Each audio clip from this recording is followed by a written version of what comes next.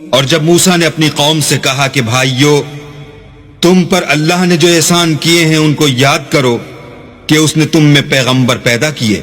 اور تمہیں بادشاہ بنایا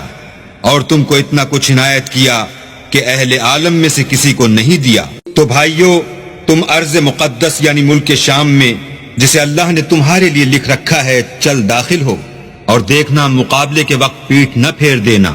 ورنہ نقصان میں پڑ جاؤ گے۔ وہ کہنے لگے کہ موسیٰ وہاں تو بڑے زبردست لوگ رہتے ہیں اور جب تک وہ اس سرزمین سے نکل نہ جائیں ہم وہاں جا نہیں سکتے،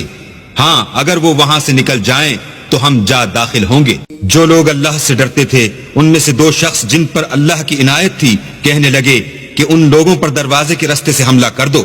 جب تم دروازے میں داخل ہو گئے تو فتح تمہاری ہے، اور اللہ ہی پر بھروسہ رکھو بشرطے کہ صاحب ایمان ہو۔ وہ بولے کہ موسیٰ جب تک وہ لوگ وہاں ہیں ہم کبھی وہاں نہیں جا سکتے، اگر لڑنا ہی ضرور ہے تو تم اور تمہارا اللہ جاؤ اور لڑو، ہم یہیں بیٹھے رہیں گے۔ موسیٰ نے اللہ سے التجا کی کہ پروردگار، میں اپنے اور اپنے بھائی کے سوا اور کسی پر اختیار نہیں رکھتا،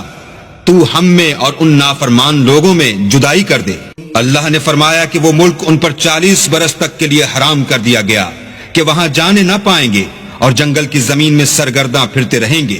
تو ان نافرمان لوگوں کے حال پر افسوس نہ کرو۔